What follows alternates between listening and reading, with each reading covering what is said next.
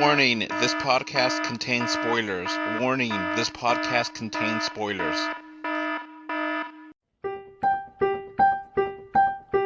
Let's go watch it in 2D. No, let's go watch it in 3D. But if we watch it in 3D, then is it worth the cost? Maleficent's back! Well. Philip asked me to marry him. Don't ruin my morning. This year, We will soon be family. If I didn't know better, I'd say you were a big threat. Well, do you? Do I what? No better. she gives evil a good name. Maleficent. Maleficent. We must all learn a little kindness. Kindness. It's more than I can bear. Maleficent Mistress of Evil. Hello. This is Adolph. I have with me Jake. Howdy, folks. And today we're doing the Spoilercast for Maleficent Mistress of Evil, the sequel to the 2014 Maleficent movie, which is a twisted retelling of Sleeping Beauty. As always, we'll talk about the 3D element first. So, Jake, with the spoilers in mind, what aspects of the 3D do you want to talk about? There was some really nice 3D in this, but unfortunately, some scenes in my presentation fell flat. The darker scenes were falling flat. But when this movie pops, it really pops. I'd go see this in 3D, most definitely. Just seeing all the Fae flying around and the battles and there's a fairy tale with a war in it. This is a must see in 3D if you're gonna go see this in a theater. Yeah, I really think so because, like I said, beginning of the movie is kind of, like I said in the spoiler-free podcast, the beginning of the movie has like a little tour of the area, and it's kind of pointless. There's a lot of, I think, pointless scenes in this movie that look cool, but are just pointless. Am I right or no? No, I thought it was a good introduction. You get to meet the characters and see them, and then you know who's dying, then you know who's being slaughtered. Well, I mean, like, there's a bunch of scenes like this where it just kind of goes a little longer than I thought it should. But, we get the basic scene where Aurora is in the swamp, and she's the queen of the swamp, or The Moors. Yeah, Moors. And, she's queen of the magical creatures, and we get a scene where, like, these people decide to go rob the magical creatures, and, they steal a little mushroom guy and, like, some flowers. And we don't really understand why or how. Or either just kind of figure that the guys that's stealing it, they are trying to make money. So I guess magical creatures have some kind of benefit. And, the scene is like, oh, what's new? What's going on? I was kind of surprised that they did not mention, oh, yeah, they kind of mentioned that we are missing some people, but they didn't say, hey, we specifically what happened, Yeah, this movie was such a visually stunning movie. It used a lot of exposition to move the plot along. So, yeah, they told us instead of showing us. Yeah. They showed us beautiful fairies, but didn't show us character motivation. Yeah, and there's this whole scene where, like, the crown is, like, taken away from Aurora, and then it leads back to Prince Philip, and I was like, I thought that was just kind of corny.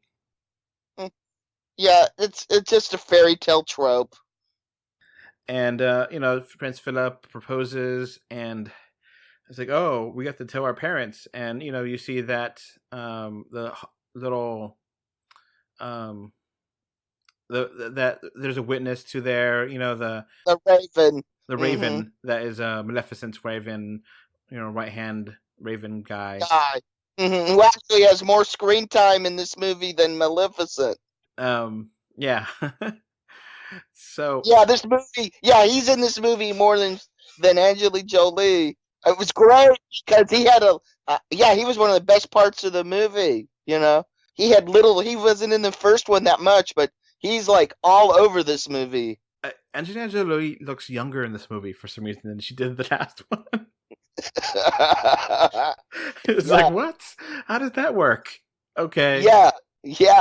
Anyway, so the Raven tells Maleficent that they're going to get married, and then Prince Philip goes back to his kingdom, and they're not happy about it either. And you figure out that the mom of the queen is really against this. Mm-hmm. And that she goes into like a little area where the spindle from that made Sleeping Beauty go to sleep is still there, and there's like this little guy that looks like a troll. Warwick Davis is playing the part. Yeah.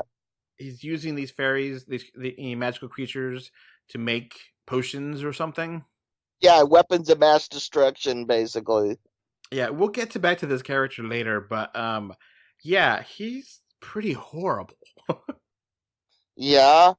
And he doesn't get comeuppance. Yeah, well, he does have he sells out his own people for a royal title. But he does change his ways. I don't know. I kind of felt like they could have chewed him out.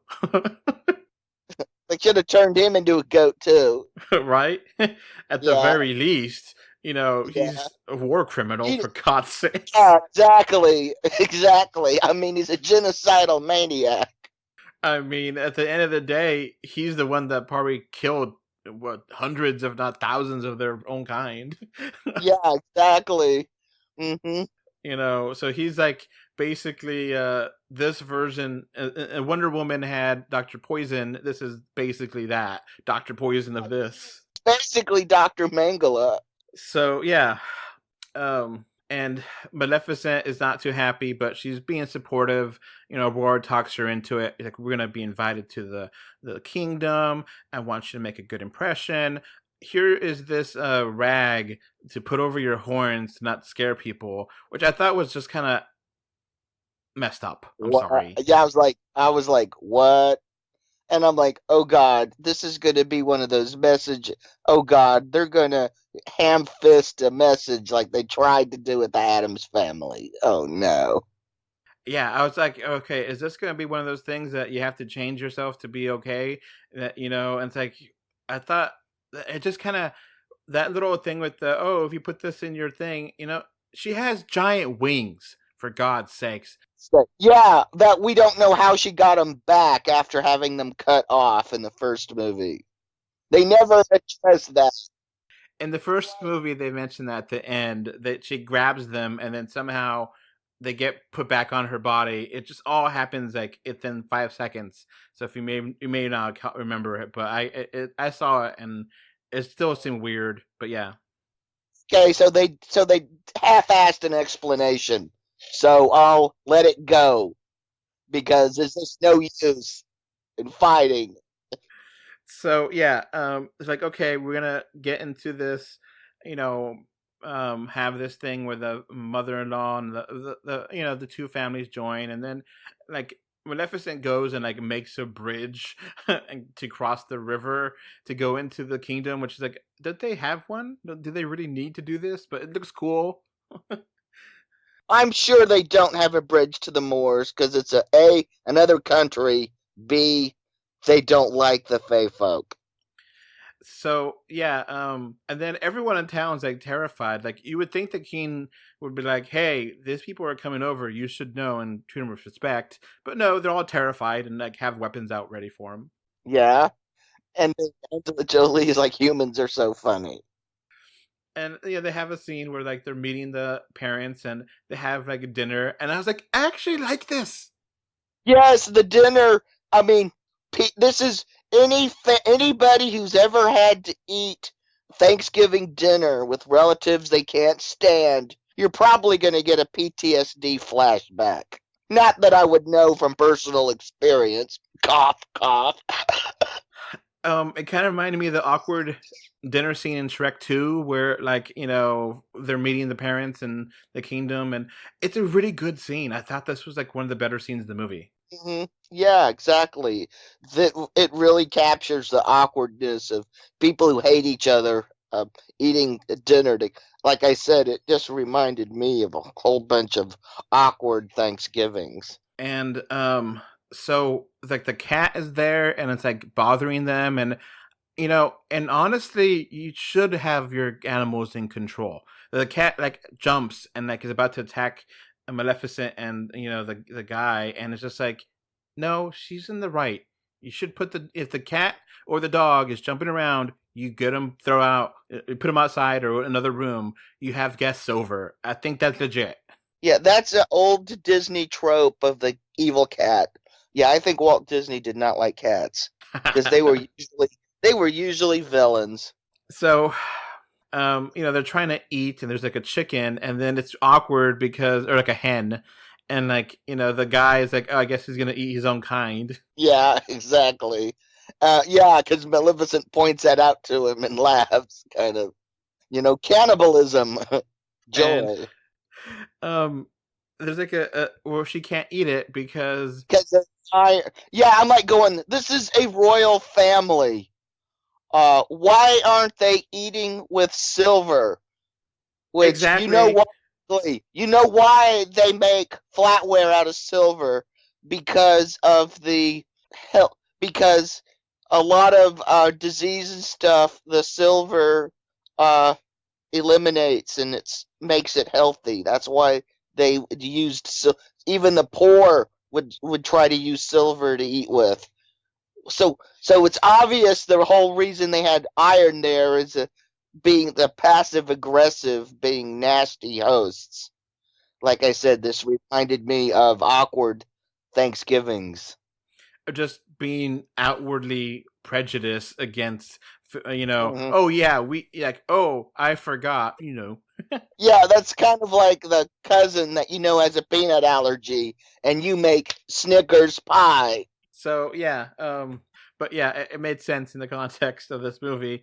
It's one of those things where it's just like, okay, and then the magic, Maleficent uses the magic to hold the cat, and then they're kind of really kind of fighting but not fighting, and the queen is instigating, and Maleficent is justified in being upset. Yeah, this is real passive aggressive behavior. And then the queen stabs the king, and it's like, oh look, a spell, oh look, Maleficent did this, and it's like, Maleficent, why don't you fix this? And then Maleficent flies away, and it's like, wait, no, Maleficent, you try to fix this. If you can't, then you fly away. But if you try to fix this, Maleficent, and prove yourself, and that's the end of the movie. But no, they don't do that. They want to. Exactly. This is if any two people talked, this movie would have been resolved and over. Yeah, it's one of those movies where a simple conversation or two could have resolved the entire plot. Yeah, but I think they're trying to make a point about genocide, so. And prejudice and racism and whatever. Yeah, adopted families can be more loving than families where. Yeah. Which is something I do agree with. No, it's a obvious allegory here. Mm-hmm. I don't think it's preachy. I think it's totally, it makes sense in this movie, and they don't like hit you over the head with it. But for any adult out there, I think any adult will see right through this and be like, oh, I see what's going on here. It's kind of like you see the twists in a Twilight Zone episode right away. Yeah, you see that twist. You know what's happening. I guess it's good for the kiddies to have a you could have the parents say, you see why this is about prejudice, and like, oh, the kind of thing. So Maleficent flies away, and they have this woman that's like a snipe shooter or something, and she shoots her, and it's like a huge elaborate cannon that just looked amazing in 3D because it kind of like really, it was like super long. Yeah. And shoots Maleficent. She flies down, and then she gets into the river, and then like falls in the water, and then out of the blue, another fae comes in and saves her and takes her back to the kingdom, which is like, okay, where the hell have you guys been for this entire movie and the last movie? And what are you doing living in the How to Train Your Dragon's hidden world? Yeah, I was like, okay, I guess he decided just to have an island, just like the dragons have an island and hit and How to Train Dragon 3, but whatever, Yeah. fine. And they're like, she wakes up and they have like a council meeting, and I don't understand what's really going on. They're like, oh, we need to go to war. No, we don't need to go to war. It's like, really? You guys are that simple? That's all the choices? Go to war, don't go to war? Pretty basic. Well, to be fair, the U.S. has recently gone war crazy, so this is not that far-fetched. So anyway, and then the other one that saved her was like, okay, come with me. And like, you have these like, I don't know, it's like a nest and like these huge holes. And it just looks great in 3D. It's pretty amazing, this area. Mm-hmm. And you see that there's various dark fae, and they've got different wings, and they're from all over the world. And this is kind of a refugee camp for dark fae. Yeah, and it's like one cave has every single environment in the world. I was like, okay, come on. You had me there for a minute. Well, it's the Dragon's Cave from the Hidden World. I mean, it was kind of like that too, except for brightly colored. Here's the jungle part of the cave. Here's the desert part of the cave. It's like, oh, shut up. Just shut up. I'm not that stupid. I'm like, okay, then why in the hell if you have the entire world in this cave, why in the hell do you want to even leave? Exactly. He's just like, okay, you're just being ridiculous now. And then like the one, good Faye was like, yeah, he's now sick, and then apparently she's a phoenix, and what's going on? Then it's like, oh, you are the last of this Fae. And okay, then who the hell are you? Where do you come from? Yes, this is where it gets really bonkers, and it's like, what is going on here, movie? And I'm like, genetics don't work that way. And then, like, you're the descendant of the Phoenix. It was like, what? What's going on? Who are you descendant from? I don't understand. Movie, you don't make sense. Okay, yeah. I appreciate you're giving some context here to the phase, but it doesn't make sense. So, Maleficent stays there for like 4 days. We think it's 4 days. We don't know. We don't know if cave time works different than actual world time or movie time. But it feels like 4 days. And Aurora does try to look for Maleficent, and no one, knows where she is. But it's like, I guess I'm getting married in 3 days. And, she's like, this is iffy. And Prince Philip is like, this is iffy too, Mm-hmm. And then there's like this whole little scene with like this little creature that is like has spikes and, that's, got captured and is like running around. And it's like, okay. Yeah. Basically Sonic the Hedgehog. But it actually looks cool. Yeah, exactly. Hey, Tony, take a look at this character design. Just saying. So, yeah, it's just weird. It's one of those scenes that are just like, okay, that's cool. You want to have these magical creatures run around and do stuff, but, yeah. And then it gets caught by the, the Dr. Poison character trying to make more stuff. Yeah. It's like, that was pointless. Okay. And then, like, later it discovers how to get out of there. I was like, well, why the hell did you wait this long to get out? Yeah. So it's just kind of weird. It's like, okay, movie, sure, movie. And like, all right, we're gonna have this big wedding, and and then it has like this huge ass horn, and then the horn is like, all magical creatures, you're all invited to the wedding. And like the horn is like super long. And attendance is mandatory. And I'm like, okay, now you're trying to order another country to do something. Yeah, right. And everyone's like, yay, let's go. So yeah, ridiculous. without a second thought, especially since their protector has vanished. Yeah, it's just kind of weird. The last place they were seen was at this castle. So wouldn't you be a wee bit suspicious? So yeah, I was like, oh, everyone go inside the church. Oh yeah, they here, humans here, and the only reference, and then the Raven guy's like going, well, I identify as a Raven, and I'm like, okay, that's cool, that makes sense, but it should have set alarm bells off that they're separating the human from the Fae. Yeah. Would they be doing that at a wedding? Because that one line, oh, are you with the bride or the groom? That doesn't cut it, especially since it's a whole other building.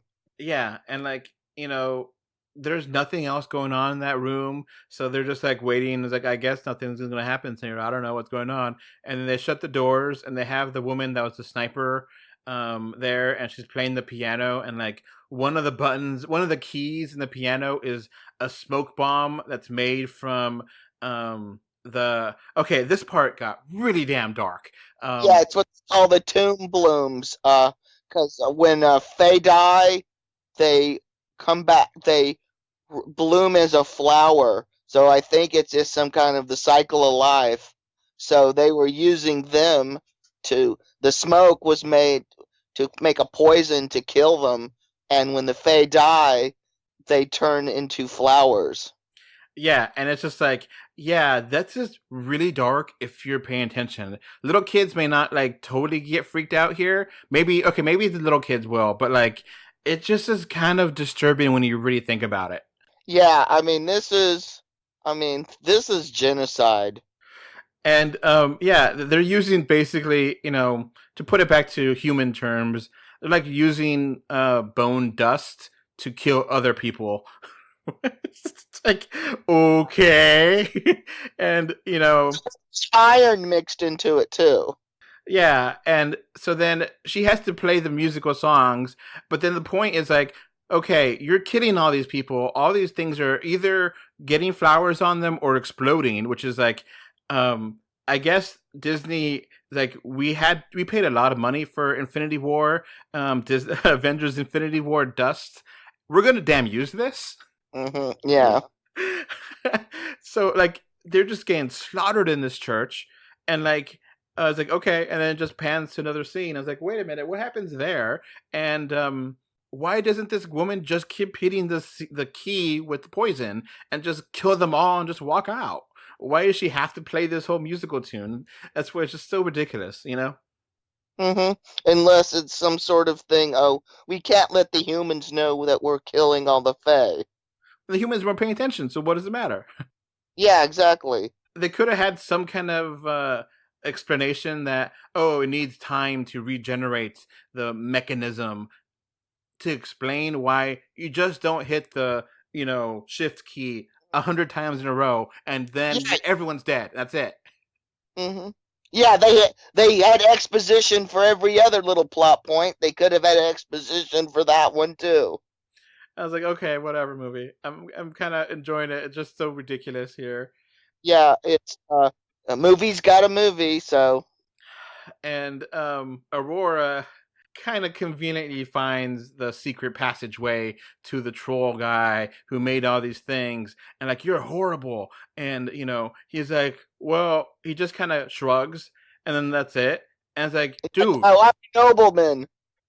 He's got a title and stuff, and I'm like, so yeah, so yeah, they'll just hang you first for war crimes. Seriously, he made poison to kill thousands of their own kind. If and I'm like, dude, you're Fae too. If you accidentally drop this, you're dead. Yeah, so it's like, okay, yeah, and then he just kind of pretends he's cool with everyone later. It's like, no, you're horrible. You're not. You're a genocidal maniac. So, yeah, it's just kind of whoa. And she's like, oh, apparently the pin from the spool for the that pricked Sleeping Beauty in the first movie is still enchanted, which is like, whatever movie. Yeah, why didn't Maleficent just get rid of it so it couldn't be used against her or Aurora again, or yeah. Yeah, why does this thing even still exist? Yeah, and why does it still have magic? They're just like, okay, it still has magic. Why? Because Yeah, reasons. exactly. Yeah, movie's got a movie. And like, Maleficent just gone. Like, we don't see her for like 30 minutes. Yeah. We're like, okay. And then, I guess she had another movie she had to do. So, Laura's figuring everything out, and it's like, hey, and then she tells Philip, hey, they're killing everyone. It's an ambush. And then, we gotta get out of here. And then, actually cleverly escapes, Yeah, and hey, and Philip for considering having such a homicidal maniac for a mom is a relatively healthy, if somewhat bland, guy. Yeah. So yeah, this part I kind of forget. The other Fays come back into this area. Why? Just because I kind of forget how they connected that. How did they come? Why did they come back? Why did or Maleficent leave the den or whatever? She sensed, dun dun dun. She had this sense of something because the needle. She sensed the needle in use again. Okay, then why in the hell didn't she realize that the king had been stabbed with it? Yeah. Okay, that's where I was like, huh? Okay, whatever. Plot hole, I guess. Convenience. Movie's not a movie. It's a convenient contrivance to move the story along. And then they all decide to fly back, and then the good Fae dies, and then the one guy that's like obsessed with war is like, yes, that's a good excuse. We now can kill everyone. And then all the Fae come back, and then they all start attacking the kingdom. And this scene was actually pretty cool in 3D, and all the stuff flying around, and like they have all the weapons ready to go, and they're just evaporating these guys in the air. Yeah, they were ready. They were goading them, so they were waiting for them. So they kind of fell right into their trap, and then we get to see air genocide. Yeah, and like a lot of people are like, "Oh my God, is my friend?" Like, okay, I don't know who these people are. I don't care, but whatever. It's just a CGI figure that's going. The Fae actually found a little clever way around it, and and then Maleficent starts attacking the Queen, and the Queen, and then Aurora fall, and then Prince falls, but then he grabs his thing, and then floats down somehow. I'm just like, oh my God. Yeah. What were you thinking when that happened? That was the least of this movie's issues.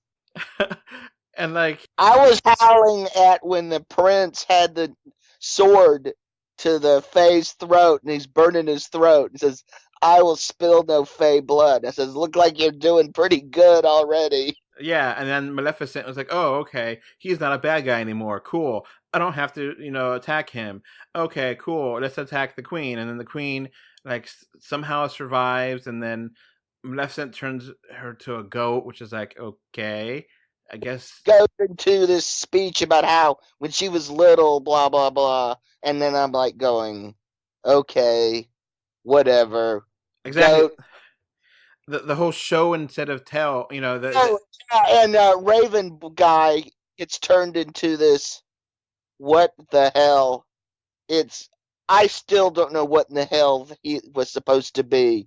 Out of the blue, he becomes a bear with a beak. It doesn't make any sense. Yeah, he's never transformed into anything but a normal-sized raven.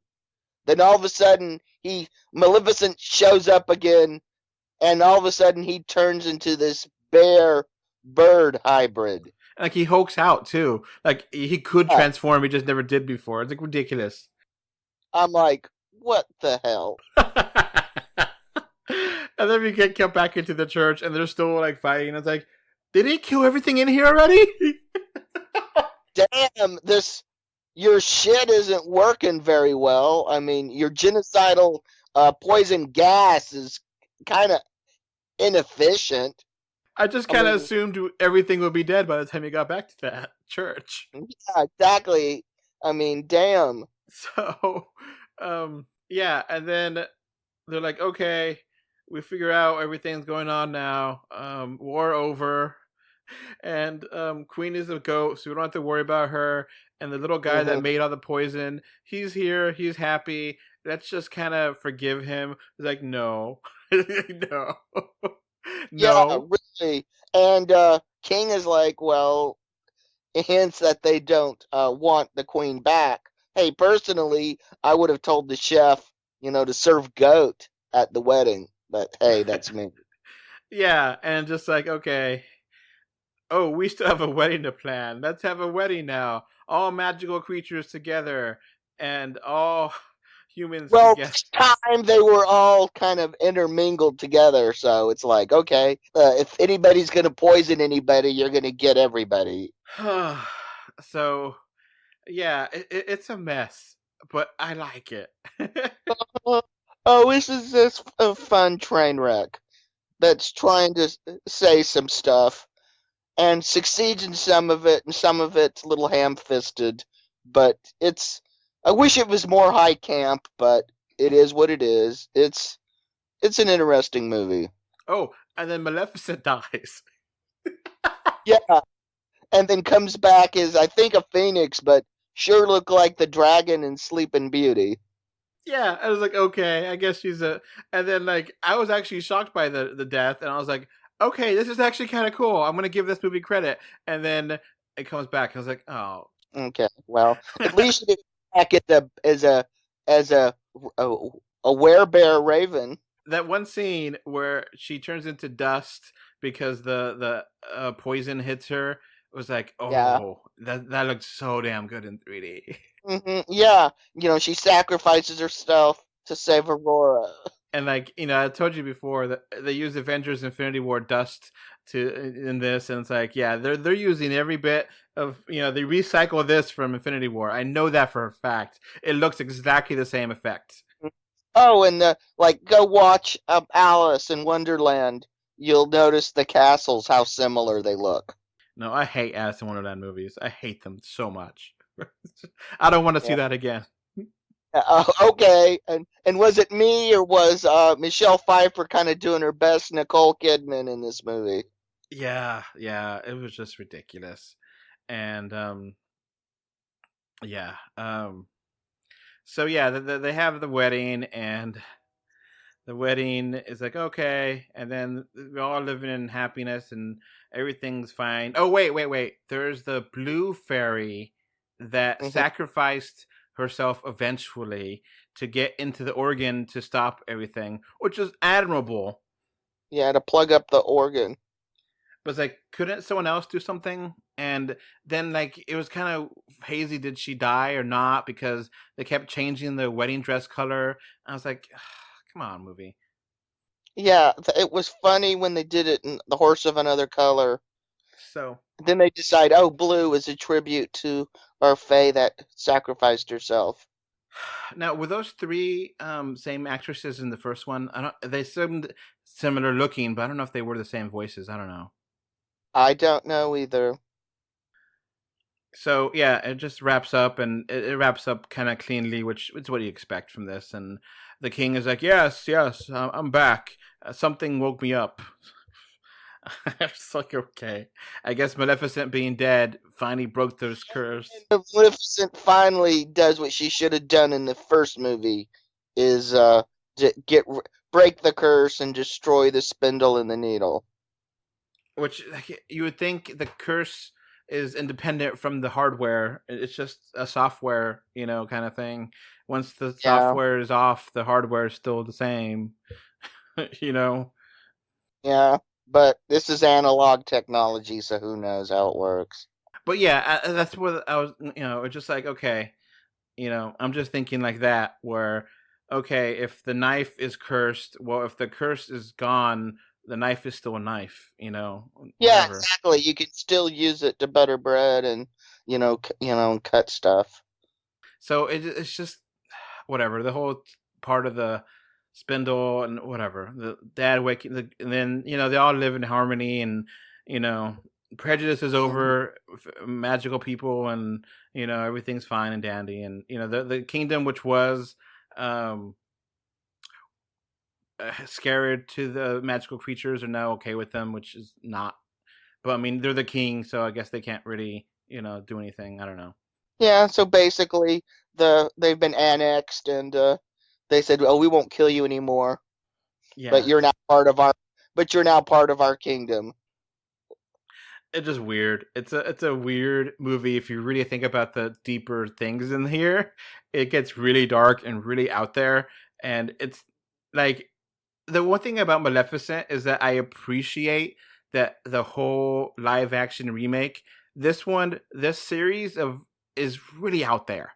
Like, Lion King is so conservative, and Aladdin has some changes, but Maleficent is a completely different movie than Sleeping Beauty. Oh, well, Sleeping Beauty's pretty damn boring. So it's just saying, it's a good twist.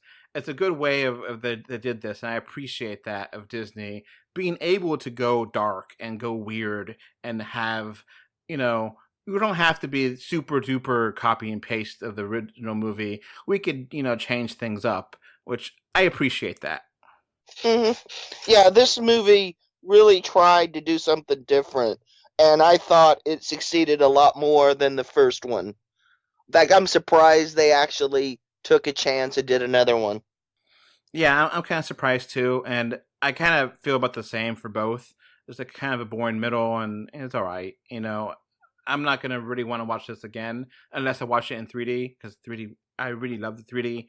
But your mileage will vary because the dark scenes. For me, my theater, I was stunned in my theater. It worked perfect. It didn't have any problems. Where a lot of other times dark scenes didn't, but whatever. So yeah, overall, just to give our scores again, just in case you weren't, I gave it a 6. I give it a 7. So that's it for our Maleficent Spoilercast. And they did kind of try to half-ass an explanation of why she was the Mistress of Evil, kind of tying it into the whole fake news. And I'm like, oh yeah. Poor exposition. Like I said, this movie, for such beautiful visuals, sure had to move the plot along with exposition instead of showing us. Yeah. All right, I guess that's it for this podcast. All right, before this podcast ends, I want to give a thank you to my patrons. Right now, we have one patron, which is David from Spain, and I want to thank you for your financial support. All right, so that's going to be it for this podcast. We now have a Patreon, and the link is in the description. Thanks for watching. And we are on Facebook, Twitter, Instagram, a little bit everywhere. Just look for us, 3D or 2D. And of course, review us on iTunes. And if you want to write us a letter, our email address is email3dortwo d@gmail.com. So that's going to be it. Thanks for listening. Bye. Bye. Okay, bye. Bye. Bye, everyone.